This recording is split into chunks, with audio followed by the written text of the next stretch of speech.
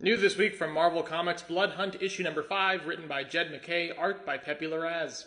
Despite its meandering, perhaps typical beginnings, Marvel's latest event series, Blood Hunt, ends this week with an exclamation point of an ending. That's right, you can all come out now, yes, it's okay, stop worrying, we got him.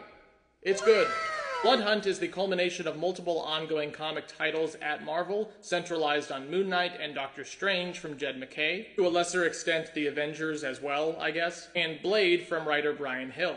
This pool of historically sidelined characters with their inherently darker themes was undoubtedly a draw for a lot of longtime readers to this event series. However, it's been evident with the progression of this series that another highlight was staring us in the face all along, which is of course Jed MacKay's capable, dramatic, classic comic book sensibilities put on full display. I really have to give MacKay recognition here in this finale for finally delivering on the whole promise of event series, with a conclusion issue that has shocking, lasting implications for multiple facets of the Marvel Comics universe, that we know will be explored by him and writer Bryan Hill, who is returning to his Blade series with a new #1, by the way, rather than leaving bold new ideas to die at their climax, as has been the trend in recent years with events.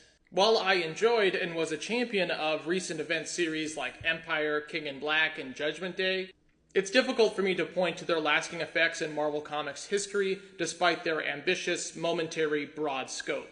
The King in Black event led to huge upheavals in the Venom universe as well as its underrated follow-up Extreme Carnage, but is only mentioned by other characters and heroes in the Marvel universe as a kind of buzzword or contextual tool for setting the time period. Empire saw some continued reference and evolution in Guardians of the Galaxy and Fantastic Four, but overall seems like too distant a memory for an event title that fundamentally changed the ancestral hierarchy and organization of universal governance and trade. Perhaps that's because we have far too few Marvel ongoing titles set in the cosmic universe. And there's Judgment Day, which literally feels like it never happened in the Marvel Comics universe. Despite it being one of the most emotional, apocalyptic, and all-encompassing ensemble pieces that we've ever had. I feel like if you walked into Marvel Comics headquarters right now and whispered the word Eternals, you'd be escorted out by security descending from the ceiling, which is so unfortunate. Perhaps this laboring feeling of unrealized narrative potential is what makes me so hopeful for the fallout of Blood Hunt, which feels like an earnest attempt to alter and change the course of the Marvel Comics universe for the foreseeable future. Let's dive more into our finale issue here, which means spoilers ahead. The stylistic difference of Blood Hunt is made most evident in the opening pages of issue number 5, where we catch back up with Doctor Strange making the difficult decision to entrust the mantle of Sorcerer Supreme to Doctor Doom so that he can cast a spell to banish the Dark Force consuming the Marvel Comics dimension. In this moment, the reader becomes aware that a secondary, no less important plot thread has developed with implications that extend far beyond the current crisis. And if you weren't sure of that fact, it is supported by Doctor Strange's ominous next question: has this all been your design? We cut back to the climactic action of the series with Avengers vs. Blood Coven, leading to a truly breathtaking panel with Thor the Thunder God descending on the Dark Force-wielding Varney wearing Blade's skin. Also a mention here to Thor's original encounter with Varney way back in 1990 with Marvel Comics Presents number 63. I really enjoyed Varney's distaste for Thor as a fellow eternal being that seemingly should have given in to despair and doubt like Varney has at this point, but continues to be a hero braving once more to stand against Cataclysm. There's also a really cool narrative device that Pepe Larraz implements here in these panels, using these dynamic tilted panels for the Avengers and Blood Coven sequences and then switching back to a more traditional layout for the Doctor Doom and Doctor Strange sequences. Next we cut back to Doctor Strange gifting Doctor Doom part of his soul, and with it the mantle of Sorcerer Supreme, with the promise of Victor's oath that he will return it once the world is saved. I have to comment here on the amazing, iconic artwork from Pepe Larraz and the ethereal color and lighting from Marte Garcia in this scene. It's truly a standout moment from the entire series. We also get a moment from Dracula and Bloodline, who are venturing towards the ancient Atlantean spire with a hilarious comment from Dracula: "Oh, he's summoned a palace. The arrogance." I really enjoyed the journey of Bloodline in this series as she struggles with her own morality in the wake of Apocalypse and having to trust Dracula of all people. We also see Miles Morales, who is fighting for mental control, having been turned into a vampire, team up with Dracula and Bloodline, which is a fun addition to that side of the story. In the fateful climax of our series, we see Dr. Doom wield his magic with the help of the Strange Academy sorcerers as he begins to untether the Dark Force in a dazzling series of pages.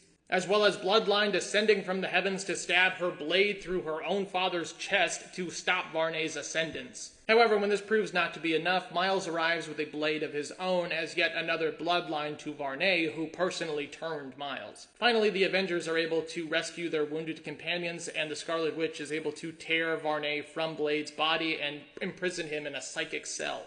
It is a heroic, hopeful moment that is where most of these event series would end, typically. However, we cut back to Doctor Strange and Doctor Doom as Doctor Doom backhands and banishes Victor's ghost with the chilling words, "Doom does nothing halfway. Let me show you what it means to save the world." It is the understatement of the year to say that that's not good news for the Marvel Comics universe. What's more, we see Miles and Dracula atop the Atlantean temple basking in the new daylight, revealing that sunlight no longer affects members of the vampire race? Two huge, shocking, pivotal moments that I cannot wait to see further explored. We even get a tease of One World Under Doom on the back page with a glorious cover of Earth's mightiest heroes bowing before Sorcerer Supreme Dr. Doom. I feel like it's been quite some time since we got a really good Doom story, so I'm literally on the edge of my seat. Additionally, as I have said many times in this channel already, I love when Marvel utilizes Dracula, and I hope that we get to see the evolution of the Vampire Nation in the wake of Varney's plot. Moreover, I love this feeling that only comic book readership can induce, of being energized and encouraged to seek out and follow up on multiple titles in the aftermath of this event. The new Moon Knight, Blade, Miles Morales Spider-Man, The Avengers, and even going back to look at past volumes such as Bloodline. In the end, I feel like Blood Hunt succeeded in rewarding the dedicated readership of Marvel Comics fans with enticing, far-reaching ideas rather than limiting itself to temporary spectacle or trite, sentimental messages. Remember to support your local comic book store and grab Blood Hunt issue number 5 on shelves now. And keep an eye out for all of the trade paperback releases from this event. Here's that amazing Thor vs. Varney face-off, as well as the panel layout that I was mentioning. And here's this amazing passing of the mantle page. This looks so good.